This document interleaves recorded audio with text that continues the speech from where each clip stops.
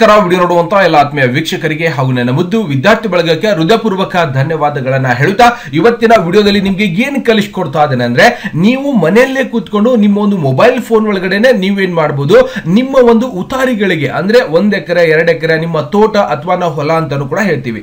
ಆ ಒಂದು ಹೊಲದ ಉತಾರಿಗಳಿಗೆ ನಾವು ಯಾವ ರೀತಿಯಾಗಿ ನಮ್ಮ ಒಂದು ಆಧಾರ್ ಕಾರ್ಡ್ ಅನ್ನ ಲಿಂಕ್ ಮಾಡಬಹುದು ಅನ್ನೋದನ್ನ ನಿಮ್ಗೆ ಇವತ್ತಿನ ಈ ಒಂದು ವಿಡಿಯೋದಲ್ಲಿ ಸಂಪೂರ್ಣವಾಗಿ ತಿಳಿಸ್ಕೊಡ್ತಾ ಇದ್ದೀನಿ. ಅಂದ್ರೆ ನಿಮ್ಮ ಒಂದು ಮೊಬೈಲ್ ಫೋನ್ ಅಲ್ಲೇ ನೀವು ಎಲ್ಲಿ ಹೋಗ್ಲಾರ್ದೆ ಏನ್ ಮಾಡ್ಕೋಬಹುದು, ನಿಮ್ಮ ಇರುವಂತ RTC ಉತಾರಿಗಳಿಗೆ ನಿಮ್ಮ ಮನೆಯಲ್ಲೇ ಕೂತ್ಕೊಂಡು ನಿಮ್ಮ ಒಂದು ಮೊಬೈಲ್ ಫೋನ್ ಒಳಗಡೆ ನೀವೇನ್ ಮಾಡಬಹುದ್ರಿ, ಆಧಾರ್ ಕಾರ್ಡ್ ಲಿಂಕ್ ಅನ್ನ ಮಾಡಿದ್ರೆ ಇನ್ನು ಮುಂದೆ ಸರ್ಕಾರದಿಂದ ಬರುವಂತಹ ಯೋಜನೆಗಳ ಲಾಭ ಆಗಿರಬಹುದು, ಬರ ಪರಿಹಾರ ಆಗಿರಬಹುದು, ಮತ್ತೆ ಬೆಳೆ ಪರಿಹಾರ ಆಗಿರಬಹುದು, ಇನ್ನಿತರ ಯಾವುದೇ ಒಂದು ಸ್ಕೀಮ್ಗಳ ಒಂದು ಲಾಭವನ್ನ ನಿಮಗೆ ಪಡಿಬೇಕಾಗಿತ್ತು ಅಂದ್ರೆ ಇವತ್ತು ಕಡ್ಡಾಯವಾಗಿ ನಾವು ನಮ್ಮ ಒಂದು ಉತಾರಿಗಳಿಗೆ ಅಂದ್ರೆ RTC ಗಳಿಗೆ ಆಧಾರ್ ಕಾರ್ಡ್ ಲಿಂಕ್ ಮಾಡುವಂತದ್ದು ಕಡ್ಡಾಯವಾಗಿ ಇರುತ್ತದೆ.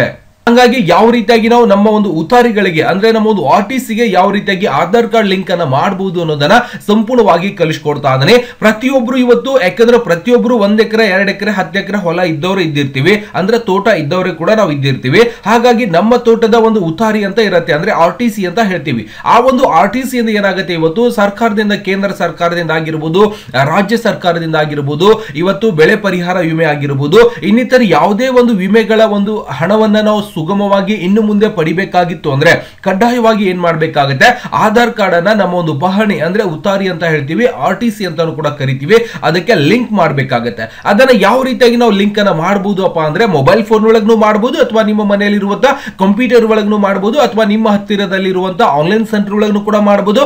ಇಲ್ಲ ಅಂದ್ರೆ ನೀವು ನಿಮ್ಮ ಒಂದು ತಲಾಟಿ ಆಫೀಸ್ ಅಂತ ಇರುತ್ತೆ, ಅಂದ್ರೆ ನಿಮ್ಮ ಒಂದು ಊರಲ್ಲಿ ಏನಿರುತ್ತೆ ಅಂದ್ರೆ ಗ್ರಾಮ ಆಡಳಿತ ಅಧಿಕಾರಿಗಳಂತ ಇರ್ತಾರೆ, ಅಂದ್ರೆ ತಲಾಟಿ ಅಂತ ಹೇಳ್ತೀವಿ, ಅವ್ರ ಹತ್ರ ಹೋಗಿ ಕೂಡ ನೀವೇನ್ ಮಾಡ್ಕೋಬಹುದು, ಲಿಂಕ್ ಅನ್ನ ಮಾಡಿಸ್ಕೋಬಹುದು. ಬಟ್ ಸುಗಮವಾಗಿರುವಂತಹ ವಿಧಾನ ಅಂದ್ರೆ ನಿಮ್ಮ ಒಂದು ಮೊಬೈಲ್ ಫೋನ್ ಅಥವಾ ಕಂಪ್ಯೂಟರ್ ವಲ್ಲೇ ಮಾಡಬಹುದು. ಮೊದಲಿಗೆ ನಾನೇನ್ ಮಾಡ್ತಾ ಇದ್ದೀನಿ, ಸ್ಟಾರ್ಟ್ ಒಳಗೆ ಹೋಗಿ ಇಲ್ಲಿಂದ ಗೂಗಲ್ ಕ್ರೋಮ್ ಅನ್ನ ಸಂಪೂರ್ಣವಾಗಿ ಓಪನ್ ಮಾಡ್ಕೋತಾ ಇದ್ದೀನಿ.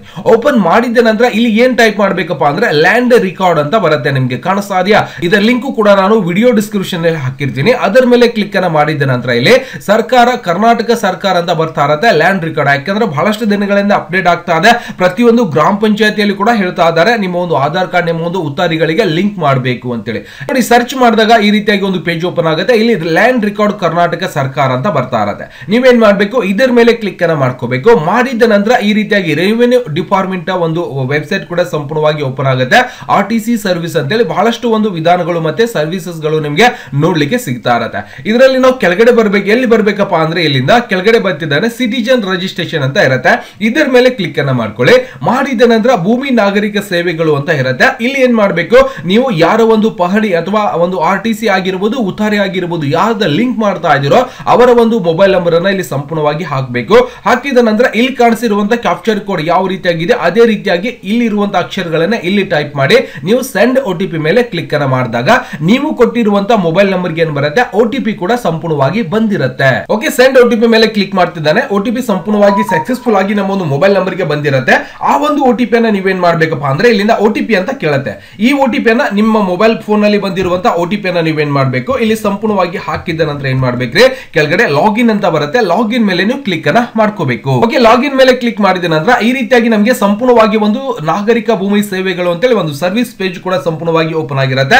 ಇಲ್ಲಿ ಏನ್ ಮಾಡ್ಬೇಕಪ್ಪ ಅಂದ್ರೆ ನಿಮ್ಮ ಒಂದು ಆಧಾರ್ ಕಾರ್ಡ್ ನಂಬರ್ ಅನ್ನು ಹಾಕಬೇಕು.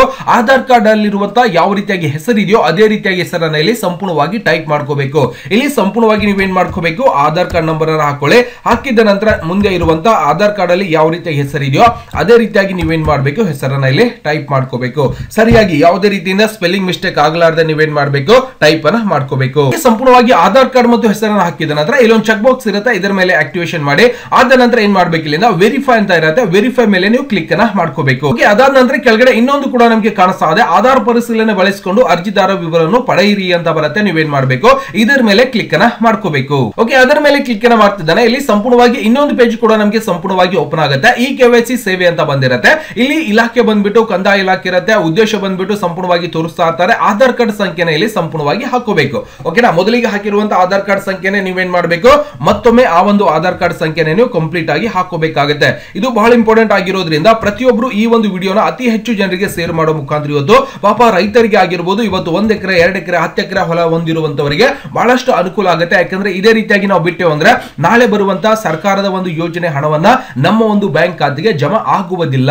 ಯಾವತ್ತಿನವರೆಗೆ ಆಗುವುದಿಲ್ಲ ಅಂದ್ರೆ ನಾವು ಯಾವಾಗ ಆಧಾರ್ ಕಾರ್ಡ್ ಲಿಂಕ್ ಅನ್ನ ನಮ್ಮ ಉತ್ತಾರಿಗಳಿಗೆ ಅಂದ್ರೆ ಪಹಣಿ ಮತ್ತೆ RTC ಗೆ ಲಿಂಕ್ ಮಾಡುವುದಿಲ್ಲವೋ ಅಲ್ಲಿವರೆಗೆ ನಮಗೆ ಸರ್ಕಾರದ ಯೋಜನೆಗಳ ಲಾಭ ಅಲ್ಲಿ ಸಿಗುವುದಿಲ್ಲ. ಓಕೆ, ಸಂಪೂರ್ಣವಾಗಿ ಆಧಾರ್ ಕಾರ್ಡ್ ಹಾಕಿದ ನಂತರ ನಾವೇನ್ ಮಾಡ್ಬೇಕಾಗತ್ತೆ, ಈಗ ಆಧಾರ್ ಕಾರ್ಡ್ ಡೀಟೇಲ್ಸ್ ಅನ್ನ ಪಡಿಬೇಕಾಗುತ್ತೆ. ಇಲ್ಲಿ ನೋಡಬಹುದು ಸಂಪೂರ್ಣವಾಗಿ ನಿಮಗೆ ಎಲ್ಲವನ್ನು ಕೂಡ ಇಲ್ಲಿ ಮಾಹಿತಿಯನ್ನು ಕೊಟ್ಟಿರ್ತಾರೆ, ಅದನ್ನ ಸರಿಯಾಗಿ ಓದ್ಕೊಳ್ಳಿ. ಅದಾದ ನಂತರ ನಾನು ದೃಢೀಕರಣ ವಿಧಾನವನ್ನು ಆಯ್ಕೆ ಮಾಡಿ ಅಂತ ಬರುತ್ತೆ, ನಾನು OTP ಮೇಲೆ ಕ್ಲಿಕ್ ಅನ್ನ ಮಾಡ್ಕೋತಾ ಇದ್ದೇನೆ. ಓಕೆ, ಬಂದಿರುವಂತ OTP ಅನ್ನು ನೀವೇನ್ ಮಾಡ್ಬೇಕಾಗತ್ತೆ, ಇಲ್ಲಿ ಸಂಪೂರ್ಣವಾಗಿ ಹಾಕೋಬೇಕಾಗತ್ತೆ. ಇಲ್ಲಿ ಕಾಣಿಸ್ತಾ ಇದೆ, ಇಲ್ಲಿ ಈ ಒಂದು ಜಾಗದಲ್ಲಿ ನೀವೇನ್ ಮಾಡ್ಬೇಕು, ನಿಮ್ಮ ಮೊಬೈಲಿಗೆ ಬಂದಿರುವಂತ OTP ಅನ್ನ ನೀವು ಸಂಪೂರ್ಣವಾಗಿ ಹಾಕೋಬೇಕು. ಹಾಕಿದ ನಂತರ ಸಲ್ಲಿಸು ಅಂತ ಇರುತ್ತೆ, ಇದರ ಮೇಲೆ ಕ್ಲಿಕ್ ಅನ್ನ ಮಾಡ್ಕೋಬೇಕು. ಓಕೆ, ಸಲ್ಲಿಸು ಮೇಲೆ ಕ್ಲಿಕ್ ಅನ್ನ ಮಾಡ್ತಿದ್ದಾನೆ. ನನಗೆ ಕಾರ್ಡ್ ಸಬ್ಮಿಟ್ ಡೂಪ್ಲಿಕೇಟ್ ರಿಕ್ವೆಸ್ಟ್ ಅಂತ ಬರ್ತಾ ಇದೆ. ನಿಮ್ಗೂ ಕೂಡ ಈ ರೀತಿಯಾಗಿ ಬರ್ತಾ ಇತ್ತು ಅಂದ್ರೆ ಸ್ವಲ್ಪ ಸರ್ವರ್ ಸಮಸ್ಯೆ ಆಗಿರುತ್ತೆ. ಇದರ ಮುಂದಿನ ವಿಧಾನ ಕೂಡ ಬಹಳಷ್ಟು ಈಸಿ ಆಗಿರುತ್ತೆ. ಮುಂದಿನ ಒಂದು ವಿಧಾನ ಕೂಡ ಸಂಪೂರ್ಣವಾಗಿ ಬಹಳಷ್ಟು ಈಸಿ ಆಗಿರುತ್ತೆ.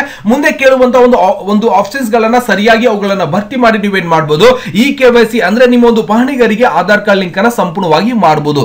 ಜೊತೆಗೆ ಇವತ್ತಿನ ಈ ವಿಡಿಯೋದಲ್ಲಿ ಯಾಕಂದ್ರೆ ಸರ್ವರ್ ಸ್ವಲ್ಪ ಬಿಸಿ ಆಗಿರೋದ್ರಿಂದ ಇಷ್ಟಕ್ಕೆ ಆಗ್ತಾ ಇದೆ. ಯಾಕಂದ್ರೆ ಈ ರೀತಿಯಾಗಿ ಬಂತು ಅಂದ್ರೆ ಮುಂದೆ ಹೋಗ್ಲಿಕ್ಕೆ ನಮಗೆ ಅವಕಾಶ ಇರುವುದಿಲ್ಲ. ನೀವೇನ್ ಮಾಡ್ಬೇಕು, ಈ ರೀತಿಯಾಗಿ ಬರ್ತಾ ಇತ್ತು ನಿಮ್ಗೂ ಅಂದ್ರೆ ಹತ್ತಿರದಲ್ಲಿರುವಂತಹ ನಿಮ್ಮ ಒಂದು ಗ್ರಾಮಾಡಳಿತ ಅಧಿಕಾರಿಗಳಿರ್ತಾರೆ, ಇಲ್ಲಾಂದ್ರೆ ಸೇವಾ ಕೇಂದ್ರಗಳಿಗೆ ಹೋಗಿ ನೀವೇನ್ ಮಾಡ್ಬೇಕು, ಸಂಪೂರ್ಣವಾಗಿ ಈ KYC ಅನ್ನ ಕಂಪ್ಲೀಟ್ ಅನ್ನ ಮಾಡಿಸ್ಕೊಳ್ಳಬೇಕಾಗತ್ತೆ. ದಯವಿಟ್ಟು ಈ ರೀತಿಯಾಗಿ ಬರ್ತಾ ಇತ್ತು ಅಂದ್ರೆ, ಯಾಕಂದ್ರೆ ಮುಂದಿನ ವಿಡಿಯೋದಲ್ಲಿ ಮತ್ತೆ ಯಾರ್ದಾದ್ರೂ ನಾನು ಡೀಟೇಲ್ಸ್ ಅನ್ನ ತಗೊಂಡು ಅವ್ರು ಏನಾದ್ರೂ ನನ್ನ ಹತ್ರ ಆಧಾರ್ ಕಾರ್ಡ್ ಲಿಂಕ್ ಮಾಡಿಸಿ ಅಂತ ಬಂದಾಗ ಅದರ ಒಂದು ವಿಡಿಯೋನು ಕೂಡ ಮಾಡಿ ನಿಮ್ಗೆ ಸಂಪೂರ್ಣವಾಗಿ ಹೇಳ್ಕೊಳ್ಳಿಕ್ಕೆ ಬರ್ತಾ ಇದ್ರಿ. ದಯವಿಟ್ಟು ವಿಡಿಯೋ ಇಷ್ಟ ಆಗಿತ್ತು ಅಂದ್ರೆ ಲೈಕ್ ನ ಮಾಡೋದನ್ನ ಮರಿಬಾರ್ದು, ಹಾಗೆ ಬೇರೆಯವರಿಗೆ ಶೇರ್ ಮಾಡೋದನ್ನು ಕೂಡ ಮರಿಬಾರ್ದು ವೀಕ್ಷಕರೇ. ಮತ್ತೆ ಸಿಗೋಣ ಮುಂದಿನ ವಿಡಿಯೋದಲ್ಲಿ. ನಮಸ್ಕಾರ. ವಿಡಿಯೋ ನೋಡುವಂತ ಎಲ್ಲ ಆತ್ಮೀಯ ವೀಕ್ಷಕರಿಗೆ.